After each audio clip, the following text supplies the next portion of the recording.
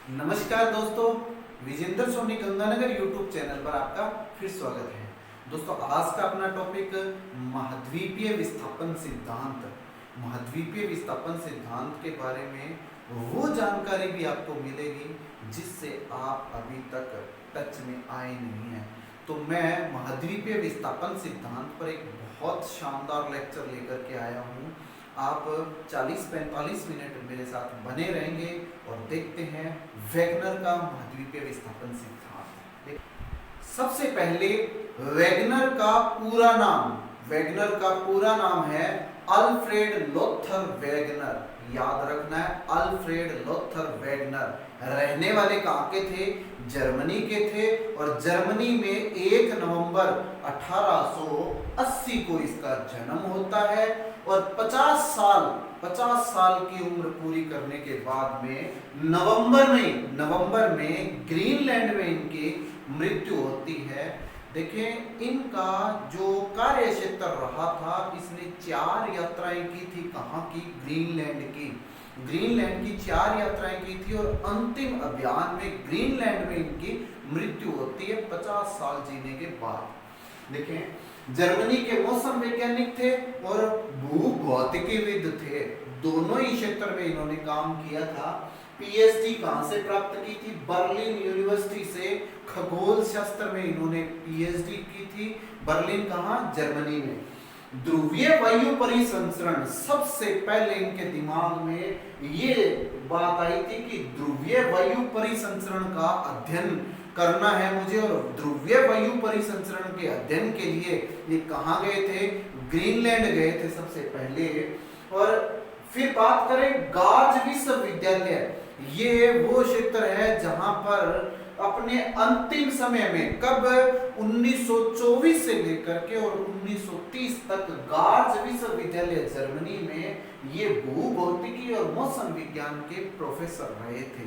अब वैगनर की बात करें कि 1910 ईस्वी में वैगनर ने सबसे पहले ये देखा था कि अंध महासागर के दोनों जो किनारे हैं, अंध महासागर के दोनों किनारे, पहले इन किनारों की बात कर लेते हैं, मैं आपको अभी दिखाता हूं। देखें, ये है अंध महासागर के दोनों किनारे, आप यहां देख सकते हैं। अंध महासागर के एक तरफ क्या?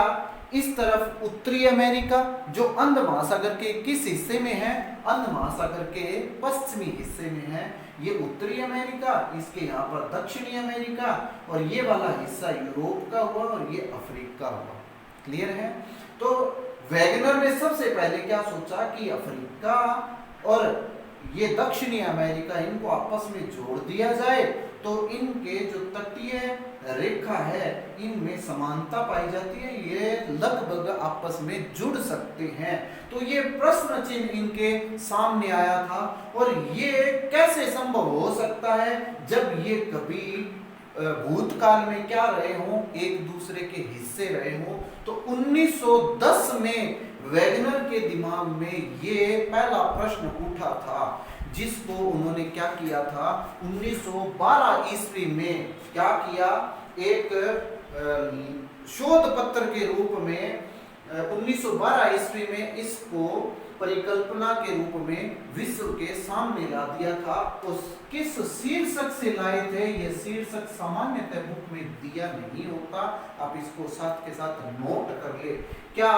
डायस्चिबम डेर कोफ्टेंटे, डायस्चिबर्ग डेर कोफ्टेंटे, इस नाम से वो क्या, इस शीर्षक के नाम से वो क्या लेकर आए थे कि जो महाद्वीपीय विस्थापन हुआ उसके बारे में ये चर्चा थी। इसका यदि हिंदी रूपांतरण करें तो महाद्वीपीय विस्थापन होगा, जिसको जर्मन भाषा में क्या कह देते हैं? डायस्चिबर्ग डेर कोफ्टेंटे। क्लियर है? इसको सबसे पहले पुस्तक के रूप में लिखा था वैगनर ने। ध्यान में रखना, यहां तक तो केवल विचार ही प्रस्तुत किया है, एक शोध पत्र के रूप में, पुस्तक के रूप में 1915 में लेकर के आए थे।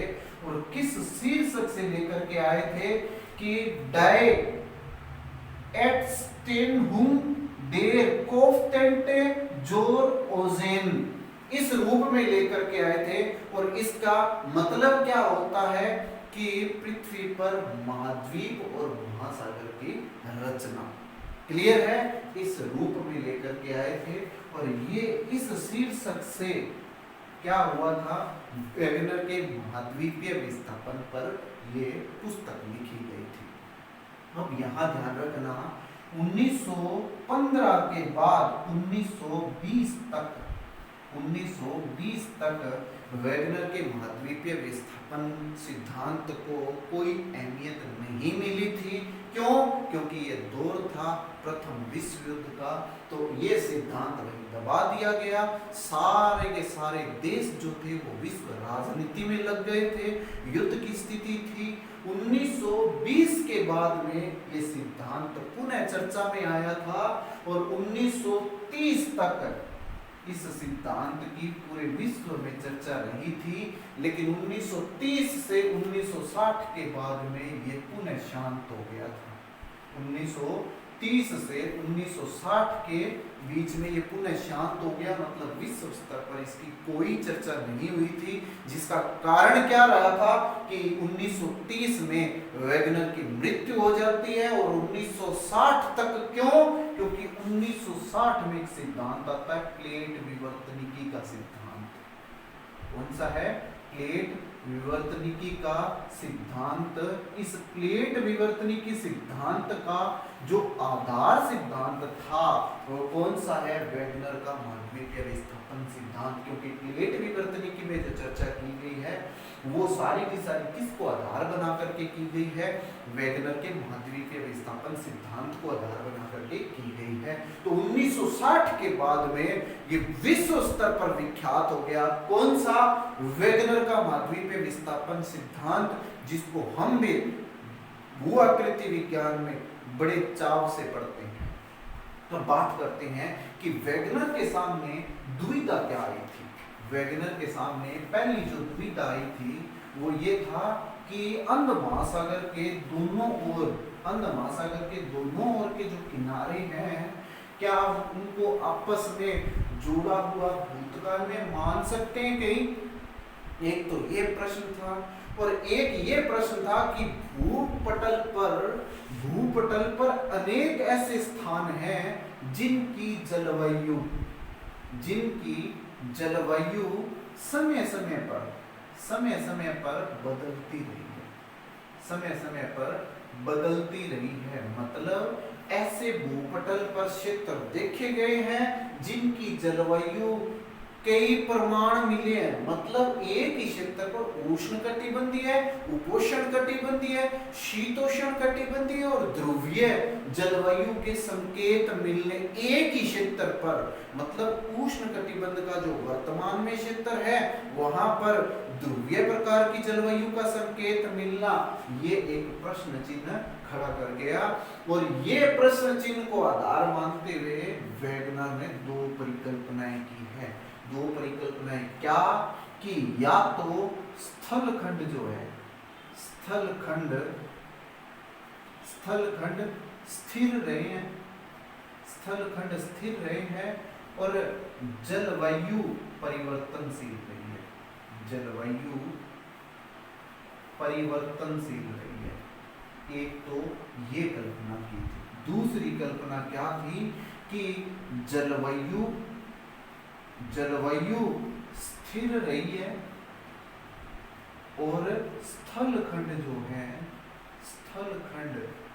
ये क्या रहे हैं? स्थलखंड ये परिवर्तनशील रहे हैं। अब ये जो प्रश्न चिन्ह इसने वेगनर ने लगाया था, ये प्रश्न चिन्ह के लिए दो परिकल्पनाएं बनाई हैं। इन दो परिकल्पनाओं को हम दृष्टिगत रखें तो हमें ये दूसरी परिकल्पना ज्यादा सार्थक लगती है। वेगनर ने भी इसी को अपने सिद्धांत का केंद्र बनाया था, आधार बनाया था। क्या? कि जलवायु तो स्थिर रही है, स्थानांतरित क्या हुए हैं? स्थलखंड स्थानांतरित हुए हैं। तो यहीं से क्या बन गया था? वेगनर का महाद्वीपीय विस्थापन सिद्धांत आगे बढ़ा था। लेकिन एक चर्चा हम यहाँ ये भी करेंगे अब कि वेगनर से पहले भी कोई ऐसे व्यक्ति थे क्या जिन्होंने इस प्रवाह संबंधी, इस महाद्वीपीय विस्थापन संबंधी कुछ विचार रखे थे? तो हम उनकी बात करते हैं सबसे पहले। तो इस दिशा में वैगनर से पहले दो व्यक्ति काम कर चुके थे, लेकिन उन्होंने सैद्धांतिक रूप दिया नहीं था अभी। कौन थे वो? एक तो एंटोनियो स्नाइडर और दूसरा था एफ.बी. टेलर। देखते हैं, एंटोनियो स्नाइडर ये फ्रांसीसी थे, फ्रांसीसी। इन्होंने सबसे पहले प्रवाह शब्द जोड़ा था और एक पुस्तक लिखी थी। उस पुस्तक का नाम क्या है? ला क्रिएशन एट सीज मिस्ट्रीज डेविल्स। ये एक पुस्तक लिखी थी और इस पुस्तक में इन्होंने प्रश्न चिन्ह क्या लगाया था, एक संदेह प्रकट क्या किया था खोज के लिए, क्या कि कार्बोनिफेरस युग के जो यूरोप और अमेरिका के क्या चीज कोयले और वनस्पति का यदि हम अंतर करना चाहें तो वो अंतर होएगा नहीं। क्यों? क्योंकि उन दोनों में समानता पाई जाती है। किस में? यूरोप और अमेरिका के किस किस चीज में? कोयले में और वनस्पति में समानता पाई जाती है। इसका मतलब कि एंटोनियो स्नाइडर ने भी सबसे पहले क्या सोचा कि ये दोनों क्षेत्र भूतकाल में कभी एक रहे होंगे। क्लियर है? दूसरा जो वर्गीकरण प्रस्तुत किया था इस क्षेत्र में, वो किसका था? वो था एफ.बी. टेलर का। अब एफ.बी. टेलर का पूरा नाम क्या है? Frank Bursley Taylor. Frank Bursley Taylor. Taylor के सामने भी 1908 में सबसे पहले ये चैलेंज आया था कि जो टर्सरी युग के मोड़दार पर्वत है उनका वर्णन किया जाए। तो उन टर्सरी युग के मोड़दार पर्वतों का वर्णन करने का विचार आया और उस विचार पर आधारित 1910 में इसने एक पुस्तक लिख दी। किसने? एफ.बी. टेलर ने। और एफ.बी. टेलर की पुस्तक कौन सी है? Bearing the tertiary mountain belt on the origin of earth's plan. Clear है? दोबारा बोल रहा हूं, bearing the tertiary mountain belt on the origin of the earth plan. ये इस पुस्तक का नाम है और इसके सामने क्या चैलेंज थे? ये थे कि टर्सरी युग की जो मोड़दार पर्वतों की व्याख्या करनी है, एक तो वो करनी है और वो भी किस रूप में कि रॉकीज और एंडीज। देखिए, यदि हम उत्तरी अमेरिका महाद्वीप की बात करें तो उत्तरी अमेरिका महाद्वीप में इस प्रकार, ये उत्तरी अमेरिका महाद्वीप और ये दक्षिणी अमेरिका महाद्वीप। यहाँ पर इस तरह रॉकीज पर्वत श्रृंखला है और इस पर यहाँ पर एंडीज पर्वत श्रृंखला है। तो इन रॉकीज और एंडीज पर्वत श्रृंखला का जो उत्तर से दक्षिण विस्तार है, उत्तर से दक्षिण विस्तार है, ये उत्तर से दक्षिण क्यों है? एक तो ये प्रश्न चिन्ह लगाया था। और यदि हम अल्पाइन पर्वतों की बात करें, जैसे हिमालय की बात करें, तो अल्पाइन पर्वत पूर्व से पश्चिम क्यों विस्तृत है? पूर्व से पश्चिम क्यों विस्तृत है? इन सब को ध्यान में रखते हुए प्रश्न चिन्ह लगाया था और इन्हीं प्रश्नों के आधार पर इसने ये एक पुस्तक लिख दी थी। अब बहुत इंपॉर्टेंट बात क्या है इसमें कि जो टेलर ने सिद्धांत बनाया था, हालांकि पर्वतों का वर्णन कर रहा है और पर्वतों का वर्णन हम आज तक जो पढ़ते आए हैं वो संकुचन सिद्धांत पर पढ़ते आए हैं।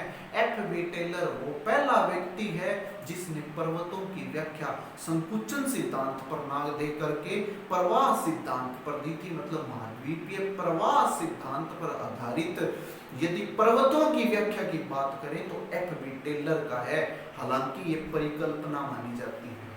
क्लियर है? अब बात करते हैं वैगनर ने क्या बताया था अपने सिद्धांत में। देखें, शुरुआत में वैगनर ने जो ऐतिहासिक काल का वर्णन किया है, ऐतिहासिक काल में अपने सिद्धांत का प्रारंभ कार्बोनिफेरस काल से किया है। ये याद रखना, ये बड़ा इंपॉर्टेंट सवाल है कि कार्बोनिफेरस काल से अपने सिद्धांत की शुरुआत की है। कार्बोनिफेरस काल में वो क्या बताता है कि शुरुआत में जब पृथ्वी का कार्बोनिफेरस काल में यदि वर्णन करें तो एक उभार हुआ था, और एक उभार के रूप में ये जो हिस्सा था ये एक महाद्वीपीय रूप में बन गया था। महाद्वीपीय रूप में जो हिस्सा बना, इस महाद्वीपीय भाग को वेगनर ने नाम दिया था पेंजिया। पेंजिया, और इसके चारों ओर ये जो जल भाग था जो पेंजिया को घेरे हुए था, इस घेरे हुए जलीय भाग को क्या नाम दिया था? पेंथालासा नाम दिया था। पेंथालासा नाम दिया था। अब ये ध्यान रखना, पेंजिया के बारे में वो क्या बताता है? पेंजिया के बारे में ये बताता है कि ये 3 परतों से निर्मित था। तीनों परतें कौन सी है? जो स्वेस बताता है। कौन सी? सियाल, सीमा और निफ्फे। ये तीनों परतें बताता है किसकी? पेंजिया की। हालांकि पेंजिया को महाद्वीपीय हिस्सा बताया है, लेकिन आंतरिक भाग में 3 परतें बताई है, जिसमें भी ये क्या बताता है कि सियाल का घनत्व कम है। सियाल का घनत्व कम है और सीमा का घनत्व क्या होता है? ज्यादा घनत्व होता है। इसलिए जो सियाल परत है वो सीमा पर तैरती हुई बताई है। किसने? वेगनर। क्लियर है? तो ये पेंजिया के बारे में आपने ध्यान रखना है क्या कि इसकी 3 परतें बताई है, सियाल, सीमा और निफ्फे। और सियाल परत कम घनत्व की है, सीमा परत ज्यादा घनत्व की है, और सियाल सीमा पर तैरती हुई बताई है। क्लियर है? फिर जो पेंथालासा है, पेंथालासा वो कौन सा हिस्सा है? महासागरीय भाग है। महासागरीय भाग है। क्लियर है?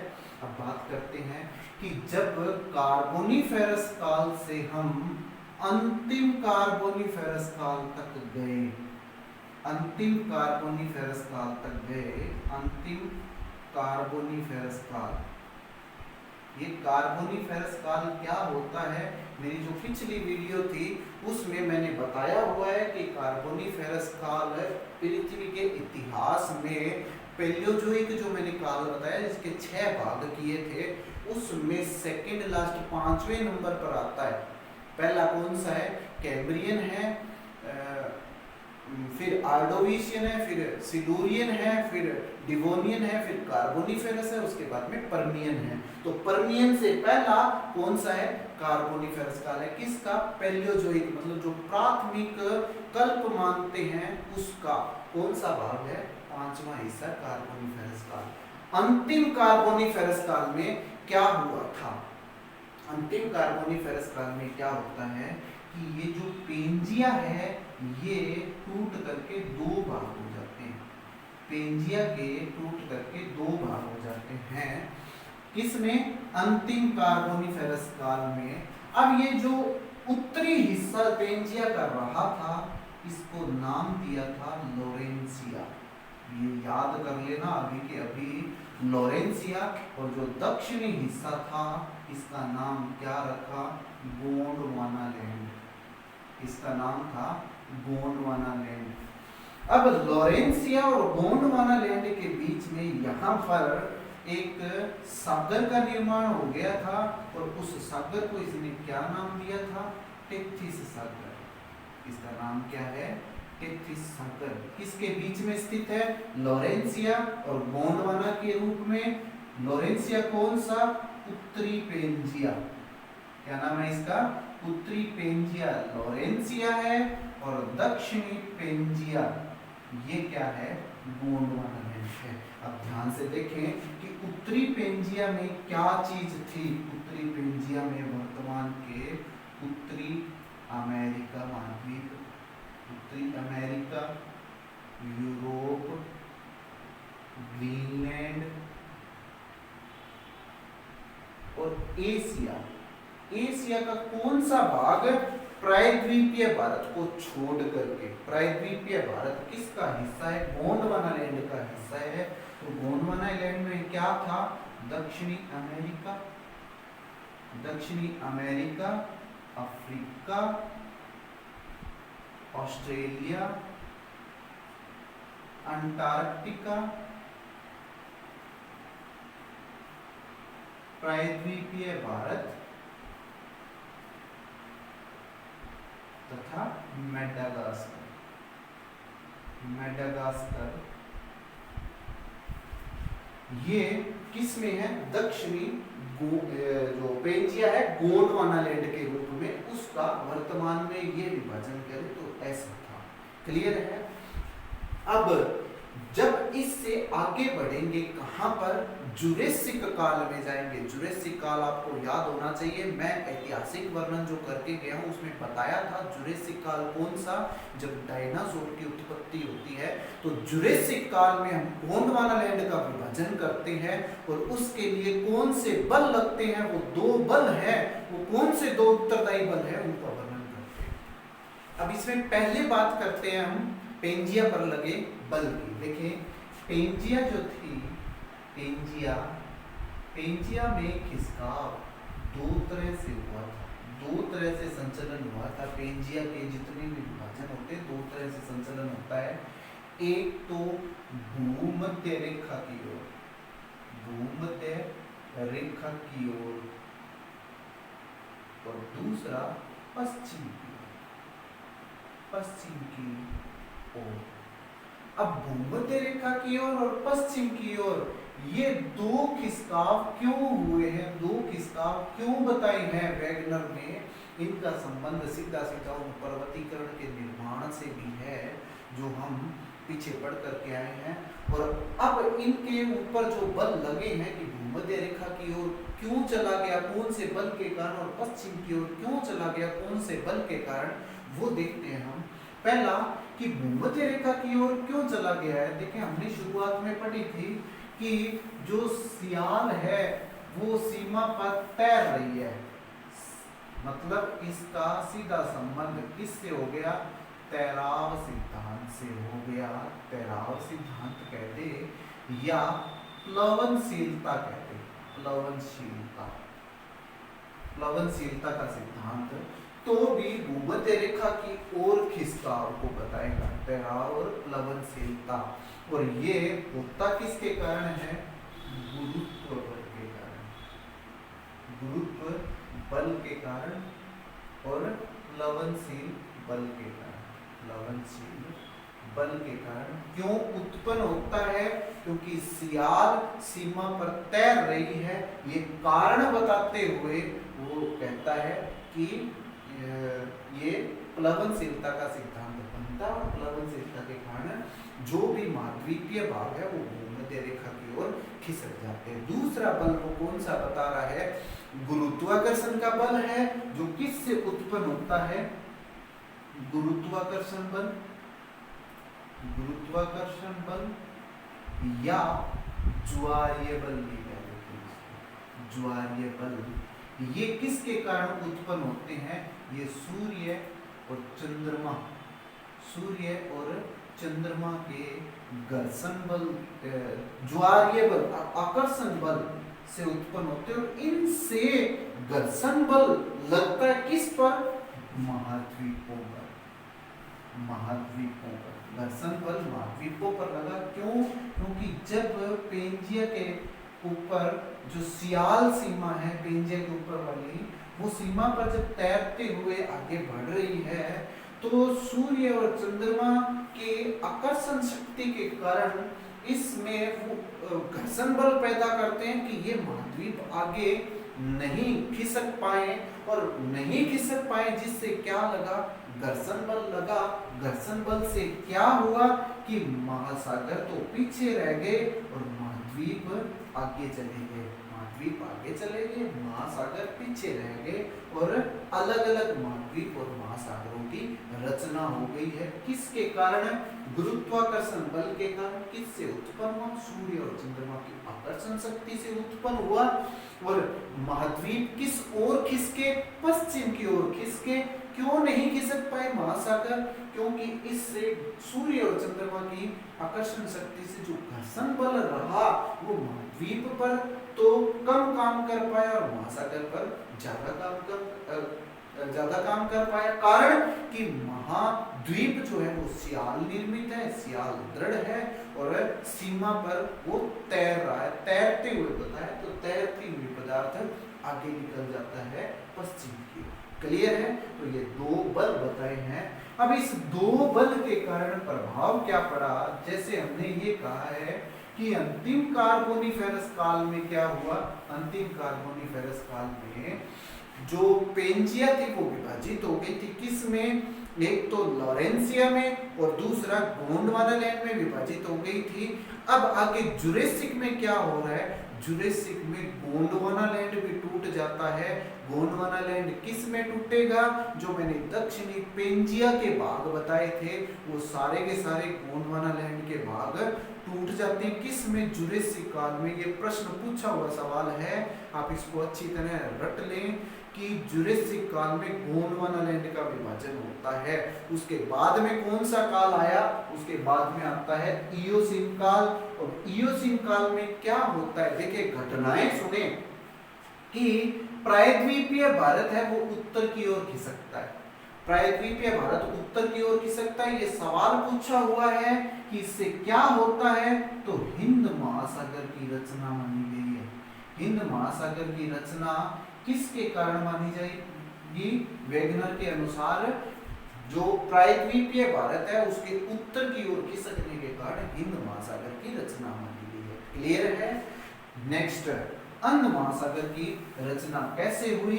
तो जो अमेरिकन, ये उत्तरी अमेरिका और ये दक्षिणी अमेरिका, ये अमेरिकन जो भाग था वो पश्चिम की ओर खिसका। पश्चिम की ओर खिसकने से क्या बना? ये यूरोप का हिस्सा रह गया, ये अफ्रीका का हिस्सा रह गया और बीच में अंध महासागर की रचना हुई। तो सीधा सीधा हम ये कहेंगे कि जो अमेरिकन भाग था उत्तरी और दक्षिणी अमेरिका, उसके पश्चिम की ओर खिसकने से क्या बना? अंध महासागर की या अटलांटिक महासागर कह सकते हैं, इसकी रचना हुई थी। क्लियर है? अब नेक्स्ट, महाद्वीपीय भाग। महाद्वीपीय भाग जब ये ध्रुवीय क्षेत्र से उत्तरी और दक्षिणी ध्रुव से हट गए थे प्रवाह के कारण, उत्तरी और दक्षिणी ध्रुव से हट गए थे प्रवाह के कारण, तो यहाँ पर क्या रचना हुई? ऊपर की ओर आर्कटिक महासागर की रचना हुई थी। आर्कटिक महासागर की रचना हुई थी और दक्षिण में अंटार्कटिका है। दक्षिण में अंटार्कटिका है और अंटार्कटिका के चारों ओर क्या? दक्षिणी ध्रुव महासागर की रचना हुई। क्लियर है? उसके बाद में जो पेंथालासा मैंने बताया था, पेंथालासा जैसे जैसे महाद्वीपीय भाग विखंडित होते गए और प्रवाहित होते गए, पेंथालासा का जो क्षेत्र था वो संकुचित होता गया, छोटा होता गया और अंततः जो पेंथालासा का मूल रूप रहता है, वर्तमान में जो मूल रूप है वो प्रशांत महासागर माना जाता है। क्लियर है?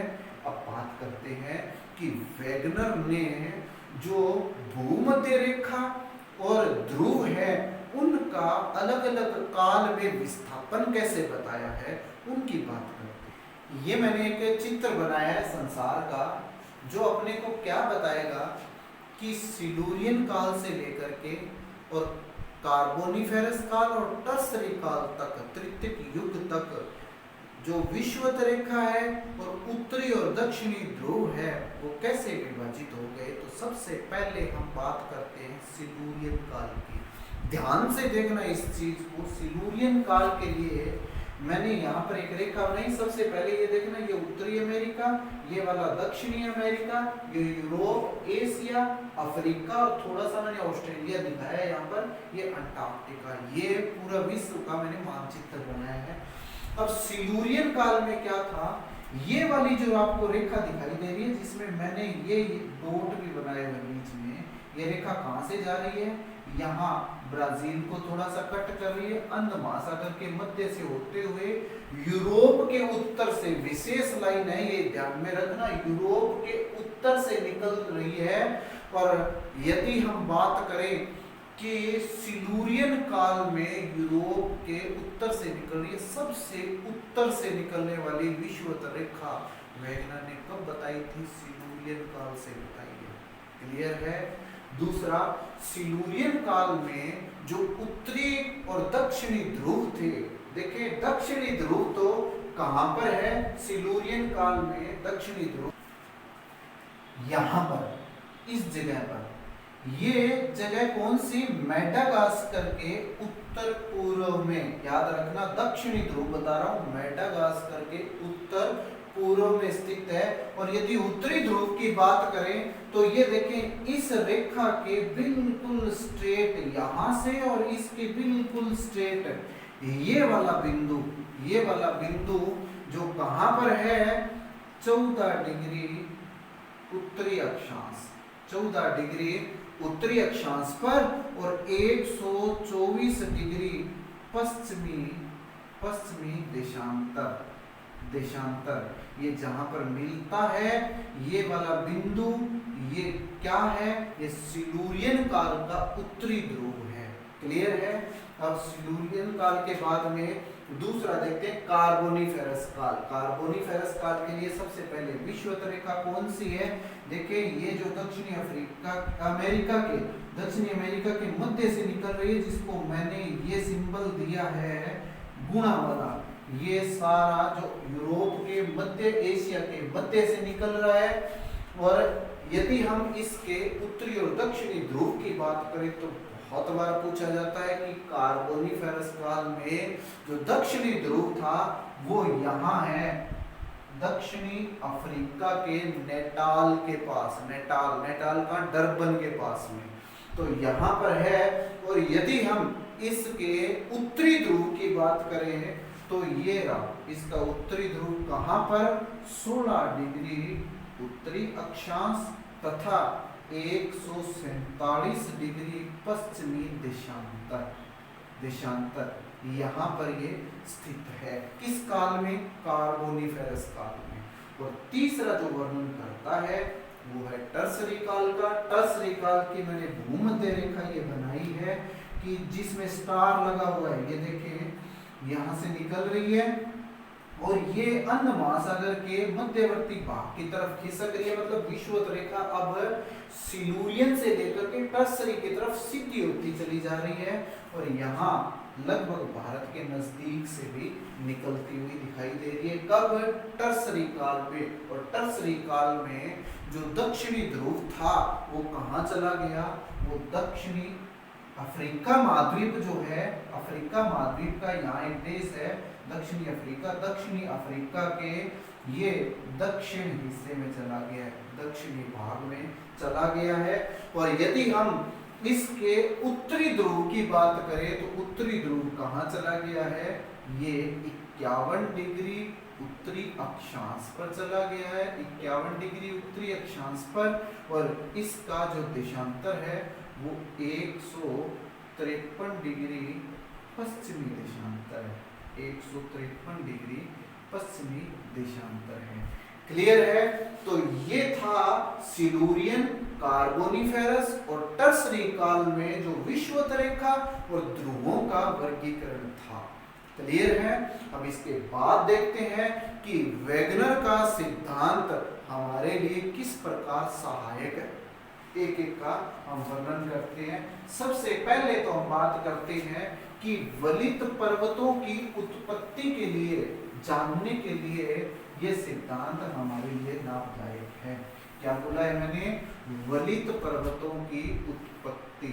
पहला यही है कि वलित पर्वतों की उत्पत्ति, ये जानने के लिए हमारे लिए ये सिद्धांत लाभदायक है। जैसे मैंने बात की रॉकीज की, जैसे एंडीज की, जैसे हिमालय की, तो ये उनके उत्पत्ति को जानने के लिए लाभदायक है। दूसरा है समुद्री द्वीपीय चाप। बहुत इंपॉर्टेंट है, सीधा सवाल आया हुआ है इसमें से। समुद्री द्वीपीय चाप, इसके निर्माण के लिए देखें क्या चीज है। जैसे हम बात करें उत्तरी अमेरिका महाद्वीप और दक्षिणी अमेरिका महाद्वीप, उत्तरी अमेरिका और महाद्वीप और दक्षिणी अमेरिका महाद्वीप जब पश्चिम की ओर खिसक रहे थे तो उस दौरान जो हमने बल पड़ा था, कौन सा, ज्वारीय बल के कारण इसमें जब ये गति मंद होती है, मंद होने के कारण यहाँ से कुछ भाग इसका पीछे रह जाता है और वो भाग जो पीछे रहा है वो क्या बन गया, वो पश्चिमी द्वीप समूह बन गया। क्या नाम है इसका, पश्चिमी द्वीप समूह। अब ये ध्यान में रखना, ये पश्चिमी द्वीप समूह अमेरिका के तो किस दिशा में है, पूर्वी में है, लेकिन पश्चिमी द्वीप समूह किस संदर्भ में कहते हैं, पश्चिमी द्वीप समूह कहते हैं अंध महासागर के संदर्भ में, क्योंकि अंध महासागर के ये पश्चिमी दिशा में स्थित है। अब एशिया की बात करते हैं। देखिए एशिया में जब एशिया महाद्वीप पश्चिम की ओर खिसक रहा था तो गति मंद पड़ने से यहाँ पर सखालिन, क्यूराइल और इस तरफ जापान, ये फिलीपींस, बहुत सारे द्वीप है, तो ये चापाकार रूप में है। चापाकार रूप में इनका बनना कौन सा सिद्धांत माना जाता है, वेगनर का महाद्वीपीय विस्थापन सिद्धांत। और उसमें भी कारण क्या माना जाता है कि जब ये महाद्वीप पश्चिम की तरफ खिसक रहे थे तो इनकी जैसे गति मंद हुई तो इनका कुछ भाग इस प्रवाह को सहन नहीं कर सका तो वो पीछे रह गया, और पीछे रहा हुआ भाग आज वर्तमान में क्या है, वो समुद्री द्वीपीय चाप के रूप में द्वीप समूह है। क्लियर है। और तीसरा हम पढ़ते हैं कि कार्बोनिफेरस काल में जो हिमनीकरण हुआ था, कार्बोनिफेरस काल का हिमनीकरण, देखिए हम विश्व में उष्ण कटिबंध, उष्ण, उपोष्ण, शीतोष्ण इन एरिया में भी भूतकाल में हिमनीकरण के साक्ष्य देखते हैं, हिमनीकरण के साक्ष्य देखते हैं।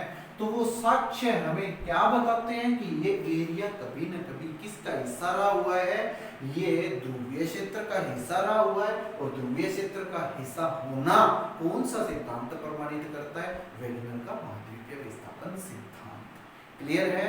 अब बात करते हैं कि वेगनर के महाद्वीपीय विस्थापन सिद्धांत के पक्ष में वो तर्क कौन से है। तो सबसे इंपॉर्टेंट यदि मैं तर्क मानूं तो वो कौन सा है कि ये जो दक्षिणी अमेरिका महाद्वीप है, दक्षिणी अमेरिका महाद्वीप है, इसका अफ्रीका महाद्वीप के साथ ऐसे जिगसा फिट हो जाना, जिगसा फिट हो जाना। इसको क्या नाम दिया है, जिगसा फिट। ये सवाल पूछा हुआ है, ये सवाल पूछा हुआ है यूजीसी ने कि जिगसा फिट का मतलब क्या है। तो ये कौन सा मतलब होगा कि अफ्रीका का दक्षिणी अमेरिका महाद्वीप के स्थिति के साथ मिल जाना, एकदम से सटीकता से ये एक दूसरे से जुड़ सकते हैं। और इसमें यदि अंध महासागर के दोनों किनारों को जोड़ दे तो भी सही है, वो भी जिगसा फिट के अंतर्गत ही आएगा। क्लियर है। फिर हम बात करते हैं कि जो हिमानीकरण का मैंने अभी काल बताया था, उस हिमानीकरण के काल में ग्लोसेप्टिस वनस्पति है। तो वो ग्लोसेप्टिस वनस्पति भारत में भी मिलना, अफ्रीका में भी मिलना, दक्षिणी अमेरिका में भी मिलना, ये क्या संकेत करता है कि ये सभी भाग कभी एक हुआ करते थे। क्लियर है। और बड़ी मोस्ट इंपॉर्टेंट बात वो स्कैंडिनेवियन क्षेत्र की करता है। स्कैंडिनेवियन क्षेत्र कौन सा, ये नॉर्वे और स्वीडन का, नॉर्वे और स्वीडन का। नॉर्वे और स्वीडन में यहाँ पर एक जीव रहता है, उस जीव का नाम है लेमिंग। तो लेमिंग हमेशा क्या करता है, पश्चिम की ओर भागते हुए वो समुद्री भाग में जलमग्न हो जाता है, जलमग्न हो जाता है। तो इसका कारण वेगनर ने यह बताया कि ये भाग कभी एक हुआ करते थे कि कौन सा, ये स्कैंडिनेवियन क्षेत्र और उत्तरी अमेरिका महाद्वीप ये जुड़ा हुआ करता था, और लेमिंग के जो पूर्वज है वो पश्चिम की ओर भागा करते थे। वो आदत लेमिंग में आज भी है, तो ये क्या हो जाते हैं, जलमग्न हो जाते हैं। क्लियर है। फिर नेक्स्ट इसने साक्ष्य क्या दिया था कि अंध महासागर के दोनों ओर, अंध महासागर के दोनों ओर जो कैलिडोनियन पर्वत है, कैलिडोनियन पर्वत है, कैलिडोनियन पर्वत है, उनके स्थिति पाया जाना और उनमें समानता पाया जाना। दूसरा कि उनकी वनस्पति, दोनों किनारों की वनस्पति और कोयले के जमाव में समानता पाया जाना। ये किस ओर संकेत करते हैं कि ये अंध महासागर के दोनों भाग कभी क्या हुआ करते थे, एक हुआ करते थे। क्लियर है। अब पढ़ते हैं कि वेगनर के महाद्वीपीय विस्थापन सिद्धांत में चैलेंज क्या हुआ था, वो कौन सी चीज थी जो भूगोलवेत्ताओं को पसंद नहीं आई। देखते हैं। पहला हम देखते हैं कि यदि भूगणितीय आधार पर देखा जाए, भूगणितीय आधार पर वेगनर ने 20 मीटर ग्रीनलैंड को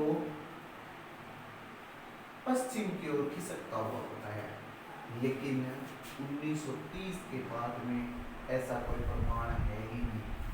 पहला चैलेंज तो ये हो गया। दूसरा कि यदि गिन्नी तट तथा ब्राजील तट कहाँ हुआ, दक्षिणी अमेरिका में, और गिन्नी तट कहाँ हुआ, अफ्रीका में। ब्राजील तट दोनों को मिलाया जाए तो इनके बीच में 15 डिग्री का अंतर फिर भी रह जाएगा। ठीक है। फिर ड्यूटाइट नाम का एक भूगोलवेत्ता हुआ था।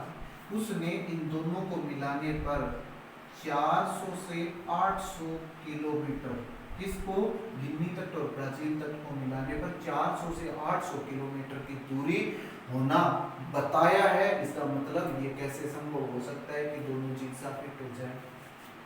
फिर कि यदि हम बात करें गुरुत्व बल की, गुरुत्व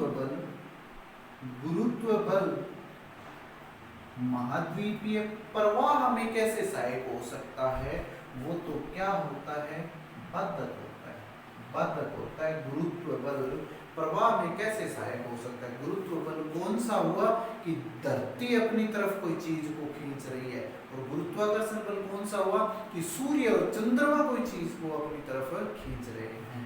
तो ये गुरुत्व बल तो बाधक होता है, लेकिन वेगनर ने क्या माना है, इसको प्रवाह में सहायक माना है। क्लियर है।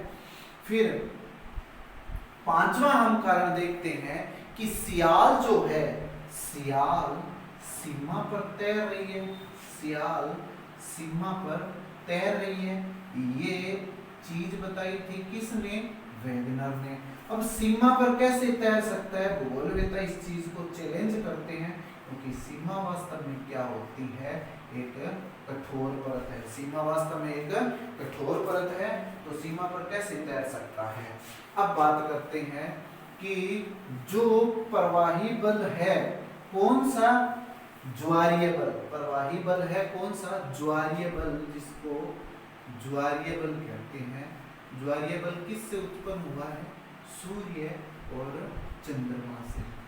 सूर्य और चंद्रमा से ये जो बल उत्पन्न हुआ है, इस बल को वर्तमान की अपेक्षा 90 से 100 करोड़ गुना अधिक होना चाहिए। 100 करोड़ गुना अधिक होना चाहिए तो महाद्वीपीय प्रवाह संभव है। यदि गणितीय आकलन करें तो ये हमें मिलता है कि सूर्य और चंद्रमा की आकर्षण शक्ति से जो ज्वारीय बल लग रहा है वो 90 से 100 करोड़ गुना अधिक होना चाहिए, तो महाद्वीपीय प्रवाह संभव है, नहीं तो महाद्वीपीय प्रवाह संभव नहीं है। ये ध्यान में रखना है। ये सारी क्या थी? वेगनर के महाद्वीपीय प्रवाह की आलोचना थी। उम्मीद है मेरा वीडियो आपको बहुत पसंद आया होगा। यदि पसंद आया है तो आपको इसको बहुत लोगों तक शेयर करना